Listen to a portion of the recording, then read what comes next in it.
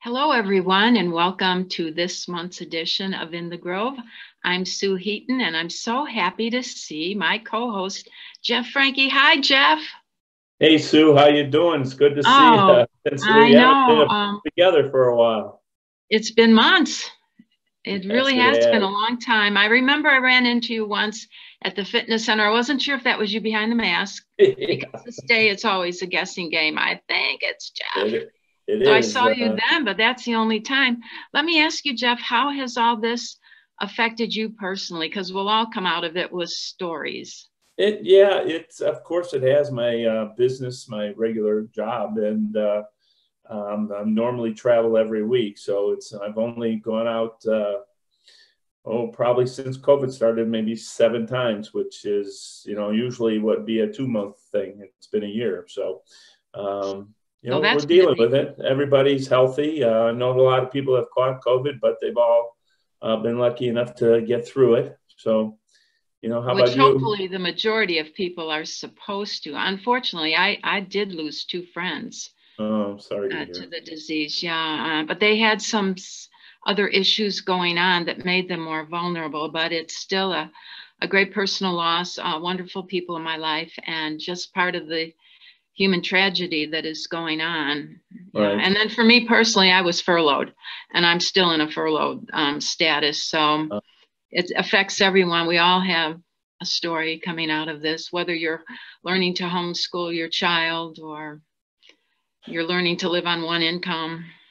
it may, and when we get out of this, and I know we will, I think people are going to be a lot stronger. But unfortunately, like you said, there's people that have some conditions that make it harder for them to beat the Harder for them. COVID. So. Right. And also, since you're along with Mayor Johnson and all the trustees, a big thank you for another $200 credit there. Yeah, well, That's uh, a good thing. it's the right time for it. I mean, we've been doing very well with the industrial park, so I don't know if we'll be able to continue doing it, but while we can now, we figure this is a time where a lot of people are struggling. So And it does make a difference. It's very helpful. it really does, and people are very thankful. And you know what? I mean, you do what you can when Sure. times are tough. So. Well, to today's show, I am going to talk with Diane Malinowski, and she is going to update us now that we're back at Tier 1 on all the programming at the Park District, so residents will know what's opening and how they can participate, register, and all that. And how about you, Jeff?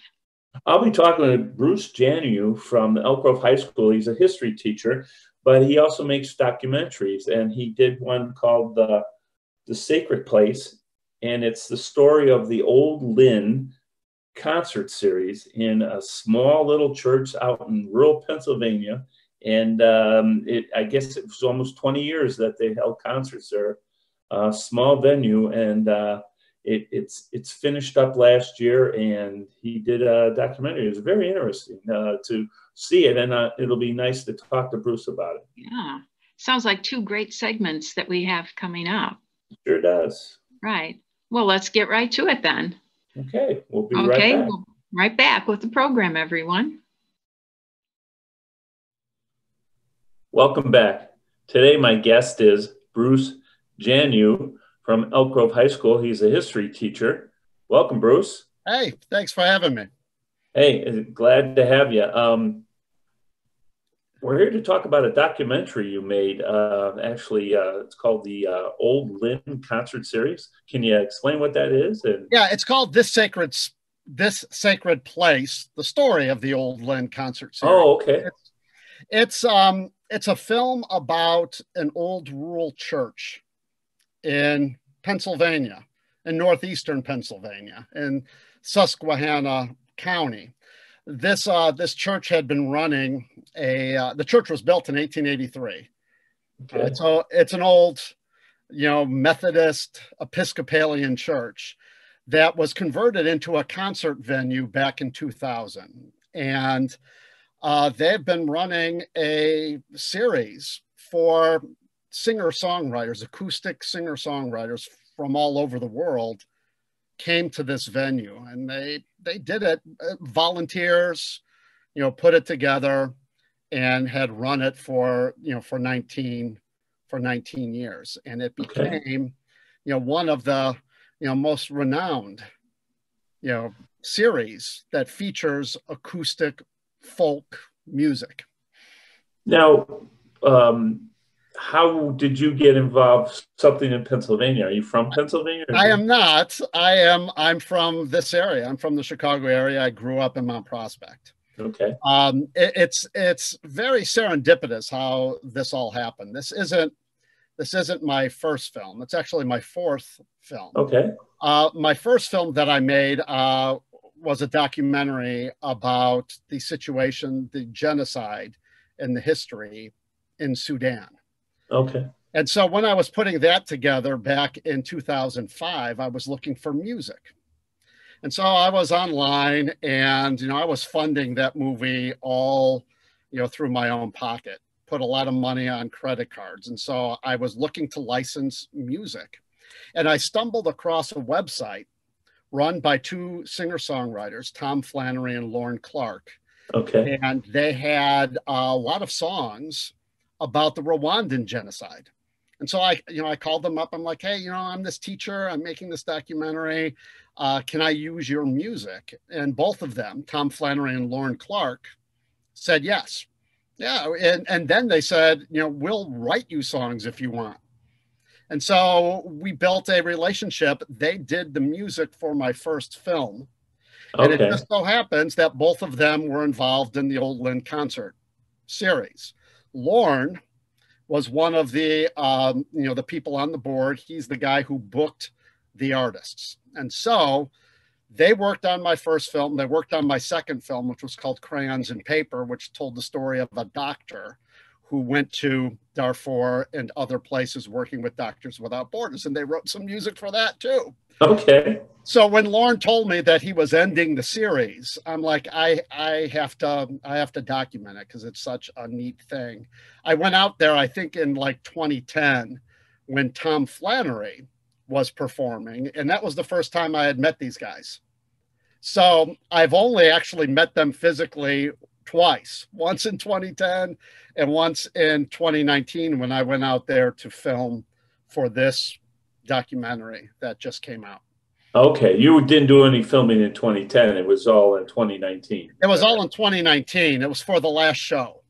And so when I heard from Lauren that, they're going to end the series, it was getting a little bit too difficult to run.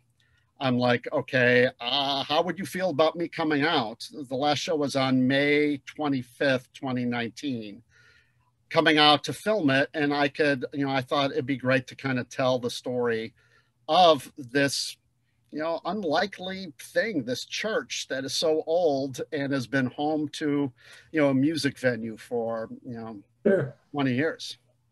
Well, I did watch the YouTube videos that you had sent the links to, and they introduced, Lauren and also Tom and also Brett Alexander. Right.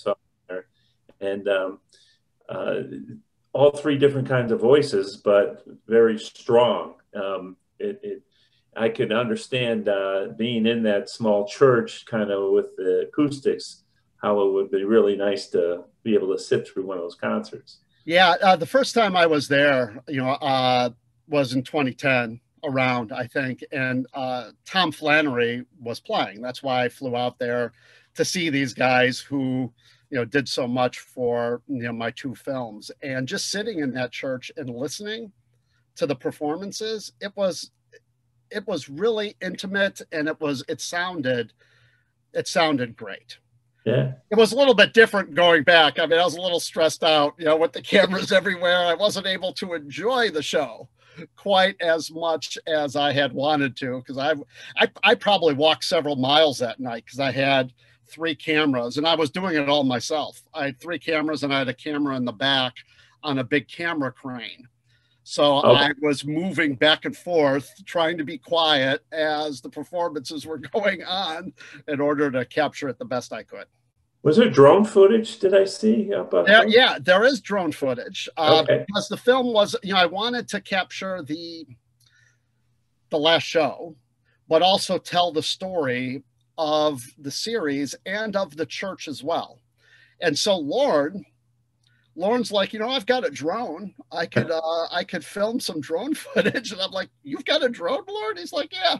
And so I'm like, sure, that'd be great. Cause I was wanting to go and get a drone and drive out there again and do some more film. He's like, I'll film it. And I was really pleased with the footage that he did. So it looked very professional. Lord Clark is the drone operator for the film. There you go. Hey, I just want to cover a little bit about your history. So, you know, your history teacher, what's your history as a history teacher? Yeah, I've been teaching now for 30 years. Okay. So I've taught history all of those years. I've taught some English and stuff like that. And I've always been really into audio visual stuff. So I started, when I first started teaching, making like videos for class. Okay. And my hobby of making videos for class started to get a little bit more expensive. So I created a company and I did wedding videos for quite some time in order to pay for the equipment that I was buying and using. Sure. Not just for weddings, but also for school and stuff. And I had never intended to like make a film that I would market and show. But then I got an opportunity. I met somebody in 2005, a custodian actually at Hersey High School, who had been to Sudan. And that was when the whole Darfur thing was coming. And I thought, you know, I'll film him in an interview I could use in my classes. And then that just snowballed into something a whole lot bigger. And so that's how it moved from being a teacher doing little goofy videos in class to doing something now with my production company, Bell Book and Camera Productions. Now, this film, why did you decide you wanted to make it? Just because it was ending the history, it was ending?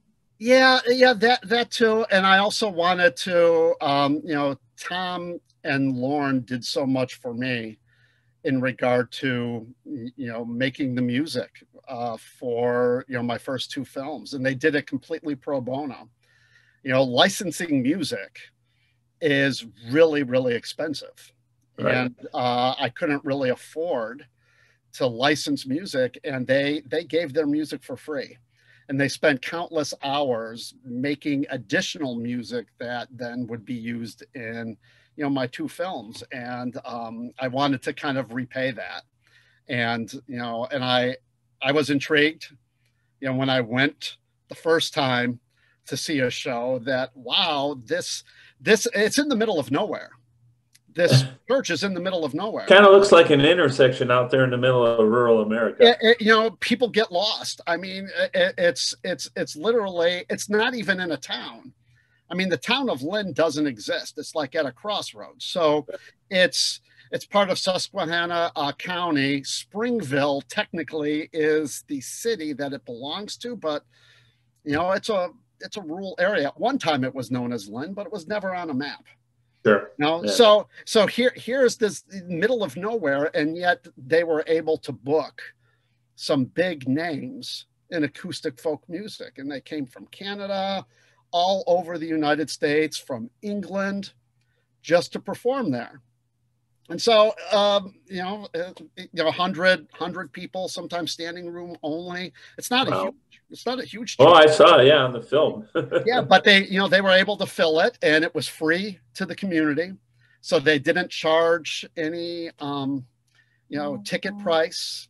And so it was just kind of a labor of love, a love of music that kept this series going. And, some really, really talented people that you don't really hear on the radio. And that's right. Kind of what I wanted to get at too, that there's a whole world out there of music that is amazing, yet we don't hear it because it's not commercial. Mainstream, right? Yeah. Now you said you made other documentaries. Now the two other ones or three other ones? Well, technically there's three. And I've made a lot of films too for school. I've done a lot of educational type things. But I made, my first film was Facing Sudan in 2005. I started working on it. It came out in 2007. That actually won the best documentary for the Illinois International Film Festival. Really? In 2008. And then I made a short film, a follow-up to that called Crayons and Paper. That came out in 2009. Okay. And then I made a short Holocaust documentary that it's called Bearing Witness. That I took old archival footage from the 40s and tried to kind of tell the story of why, an understanding of the Holocaust and how we should never forget that. Right. That was my third film. That's a short one. That's about 12 minutes long. And now this one. What do you have coming up in the future? Anything, or can you talk about it now? Is this breaking news? No, there's not. I don't know. I see this as kind of my creative outlet. Everyone needs something. Sure.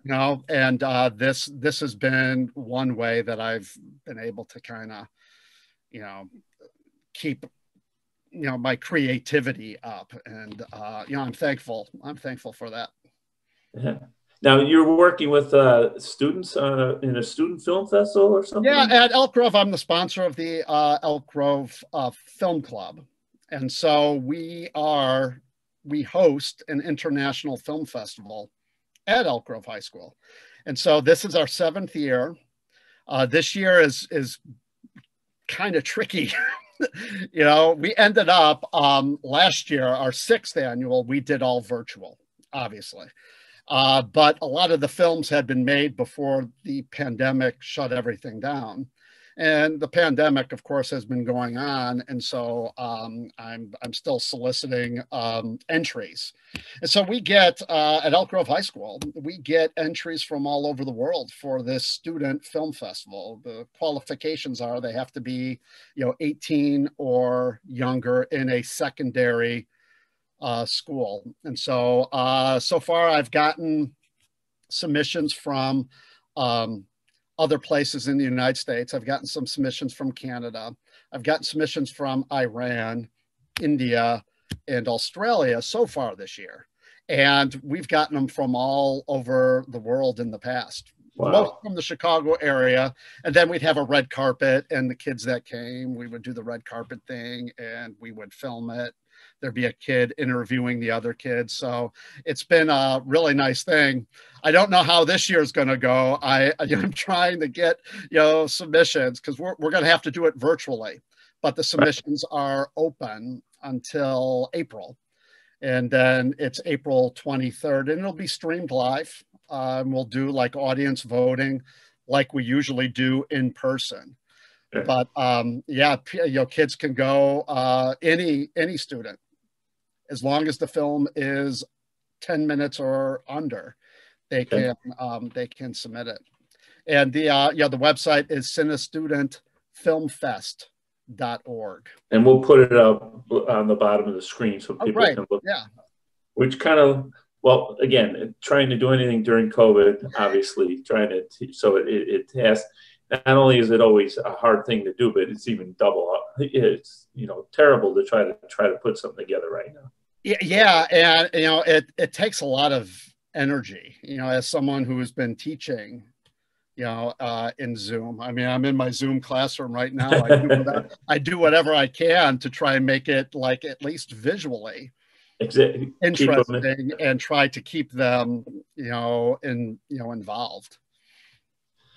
Well, I guess my last question, where can people watch your films? Well, right now, the film is streaming at the Direct Monthly Online Film Festival. So it was accepted for the month of January. And January is almost over, but it'll still be up there.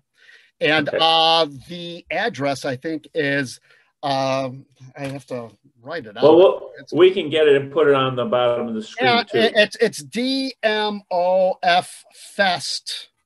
I think it's .com. It's the Direct Monthly Online Film Festival, and it'll be up there for the entire year. It is the second most streamed film so far at the festival. Yeah, so that's kind of nice. I just got a Oh, notice. good. Congratulations. It's great. Yeah. No, it's wonderful what you're doing, and again, that a lot of people are so used to the big bands and the well-known stars and all that, but like you said, you get some of the best music from people who just do it for enjoyment. Right. And Brett Alexander, who this was the first time that I met him. He and Tom Flannery have made some albums together, and it was really nice meeting him. He's actually he did national touring with a bunch of big names because he was part of a roots rock band called the Badleys, which is probably the biggest band to come out of northeastern Pennsylvania. And so he was great to see and to hear as well. Wow. Well, I'll tell you, I'm very impressed. I really enjoyed watching the clips I was able to see. I'm going to try to watch the whole thing, but congratulations on winning your awards, and keep it up. I hope to see something new. I went to Elk Grove High School, so maybe we'll do something farther on down the line. Some of your student films we can talk about. Oh yeah, that would be great. I'm looking forward to being able to do the festival in person again. So hopefully 2022 we'll have that red carpet out again. Let's get that going. Right. Hey, Bruce, thank you very much for coming and explaining to us about the Old Lynn concert series, and look forward to maybe talking to you again about some new films. I appreciate that. It was great talking to you. Thanks for having me. Our pleasure. We'll be right back after this. Hello, everyone. Our first guest today is Diane Malinowski, and she's from the Elk Grove Park District. Hello, Diane. Hello, Sue. How are you? Well, it seems as though we started this new format. It's been about a year ago, right? I think you were among our first guests early in 2020. I think we checked in with each other at the end of May, beginning of June, when something like that. Yeah, it was all like ending and starting and going. And have you been pulling your hair out a lot these past few months? In other words, has it been a challenging time for the Park District? It's very challenging. We follow the CDC and the Illinois Department of Health, and we listen to Governor Pritzker, and we have our own cleanliness policies, and we've upped them. And we're just like everyone else. We're just itching, sometimes physically, to get going. But of course, keeping our residents and our staff safe and within the guidelines, just following what we can offer. Well, I think you've been doing good so far. I mean, doing the best that you can. There has been touches here and there of some type of activity to offer people who are really desperate to get out there and do something. But let's talk about now the governor's latest decision was to put us back now to Tier 1. So does that open things up for you? Are you excited about being back at Tier 1? Yes, we're very excited. It's slow going. It's just inching up and opening slowly. But it's certainly better than having a lot of facilities and programs unavailable. So we're very happy. And I just wanted to make a point with you that today's February 1st. So if anyone is tuning in at the end of the month, whatever we say today could be old news. Could change. It could be completely different, but hopefully we'll at least stay in Tier 1 and then move forward as we're allowed. So what does being in Tier 1 mean for the different facilities? Let's start with what's happening at the pavilion. What can residents look for over there? Sure. In the fitness center has been open since June, but with very, very tight regulations. So now we've got a little bit more breathing room. The locker rooms are open, so you're able to use the locker rooms, and in Tier 1, it means that you can even shower. We've just brought back in-person group exercise classes, you do have to go online and make a reservation so that we can control the numbers, because that's one of the things in Tier 1. You can have a gathering, but they're a limited amount of people. So if you really feel, and a lot of people do, that working out in a group is what they like, that's available. But if you're not ready yet, we still have our group exercise online, so you can participate virtually. Some of the other things that are taking place now is we can go back into having one-on-one personal training. And as of this week, open gym is back. So a lot of people like that. We have basketball, pickleball, and volleyball. And the best way to find out the days and times and hours is, of course, our website at elkgroveparks.org. But that's a big step, because we weren't allowed to even have any open gym prior to this week. So that's exciting. It's going to bring more people in and just give more options. And it's probably a good reminder to people who are interested in going there that they still will have to wear a mask, even though it's difficult when you're doing somewhat heavy exercise. You're still going to have to keep the mask on, right, Diane? Everyone walking into the pavilion needs a mask, and we also have to have masks on when we're working out or playing basketball or actually doing anything as a mask requirement for what we're offering now. And besides the fitness center, Pavilion Aquatics is opening a bit. Fortunately, since, I believe the end of last summer, we were able to offer reservations so that you could have one person in one lap lane for an hour. So we still have that, but we've been able now to extend that to the warm water therapy pool. So you can have a reservation in there if you prefer the warm water pool. And we are offering a couple of aqua wellness classes in the main pool. So you can make reservations for power splash and deep dynamics.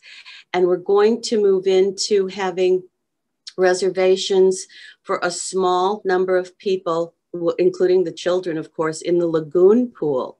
We have this awesome new feature in the lagoon pool. Right. So we've been anxious. I've seen it, but it's never been used yet. Yeah. So we'll have some of the first children that take advantage of that. So again, everything's by either going online and using the reservation system, or if you have difficulty doing that yourself, we'll take your calls and make your reservations for you. So that's nice that we still have private swim lessons. We've been offering those, and you can have the lap lanes in the main pool or the warm water pool. And now we're moving into taking reservations to have small groups in the lagoon.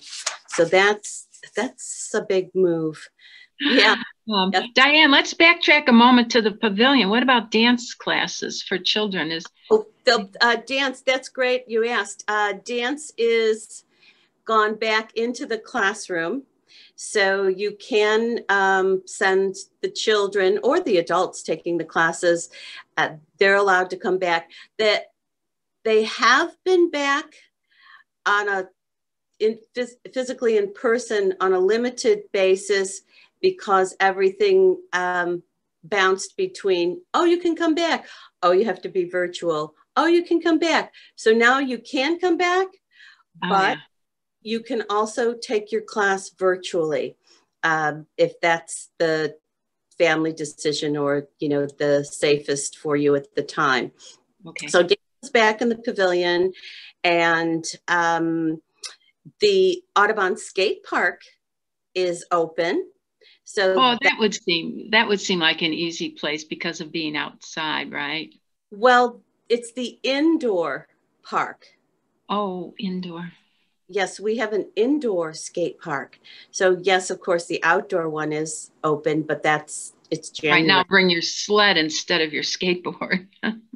So if you wanted to go to the indoor park, again, you go on to our website, or at least the Audubon Skate Park website, and make a 2 to 2.5 hour reservation, and they can accommodate up to 50 skaters at a time. So you need the best thing to do is to check the website to see the dates and the times and sign up for when you'd like to go to the park. And for quite a while now, Audubon has been offering one-on-one private lessons, but now we're back to the open hours where everyone is allowed to come with a reservation and a mask. Always the mask. Yes, another couple of things that just came up in the last few days is we have a winter play for children ages 7 to 18. So we've been teetering on hold for that, but we're going forward, and rehearsals are, auditions are starting on February 8th. So if you're catching the broadcast this week, you call up and sign up to audition, and it's called Seussical Junior. So it's apparently a Dr. Seuss type of play. So, and then again, we always had that play mid-May. I'm sorry. See what it's like trying to keep the dates straight. We always had the play mid-March. Now it's planned for the third week in April. So we hope to stay on that schedule. So that's good news, because the kids love it, and we put on these fabulous productions every year. And we do have a Bags League starting. That's held in the Garden Terrace. So the league will start on February 9th, and that's the where they throw bags in the holes, and they've got the competitive league and the recreational league all in one room. So the sign up for that is right now, because it's starting on February 9th. So again, slowly but surely, we're offering the things that can be in the larger spaces with the social distancing, the masks, and flashing back to the play, the auditions will be virtual. So you won't have to worry about bringing children in and out of a building for an audition to sing and dance and read their lines. Everything will be, in that case, on the computer. Well, Diane, of the 20 years that you've been in this position, you've been with us on this program many times. Thank you again for coming in today and updating us on what we can expect now that we're in Tier 1. And it all sounds positive. It sounds a little bit more normal. Returning to normalcy, yes. The number one thing is to check the website, because Sure. Things change daily. Call us so that we can keep you updated if you've got a question. And just when you're ready, we're ready. So, we just need to all stay safe and keep waiting and planning. Stay healthy in the meanwhile. Thanks. And I'm sure you'll come back when we're graduated to a complete full schedule with full excitement, with a big smile, to tell us all that's planned for then. Again, thank you for your time, Diane, this day. And to you and your family, be in good health. Thank you. You too, Sue. Thanks, Diane. We'll be right back with the program. Jeff, I think I'm going to find a time, register, and sign up for that warm water therapy pool. Sounds good to me. And the other classes, as you know, I like to do the spin classes, and now we sign up online to get a spot to go and join the classes. So, well, remember, your passwords and you work pretty hard in a spinning class, so you unfortunately got to keep that mask on. I'm sorry. Yeah, it's tough. I do the elliptical every morning with that mask, and it's tough, but you know, it's the rule, and we follow it. So, right. Hopefully, things will get better, and I can pull it up a notch. And how about that documentary? Doesn't that interest you? You know, I wasn't sure how this was going to go with Bruce, but I'm in awe on just on the different things that he's done with Uganda and other countries, and just you know, it's one of many documentaries he did. But the voices, if somebody gets a chance to click on the link to these videos for it, it's so cool to see the different types of singers that they have. It kind of brings you back to a milder age, and when people aren't just screaming in a song. So it was really good, and I think there'll be more from Bruce coming down the line. And so it was very interesting to listen to what he had to We say. need that kind of entertainment now, especially these days. Something to sit back and really get into. Yeah. So well, we want to thank both our guests. Yes. Yeah, thanks to Diane and Bruce. I know and to Bruce, and for being with us today, and always to all those that tune in to watch our program. And don't we want to invite them back next month, see what's going on in the village then? Yes, it'd be interesting. It'd be always good to see you. So. Well, I guess that's the show for this month. And again, we want to thank everyone for being with us on In the Grove. See you next month, everyone. Take care.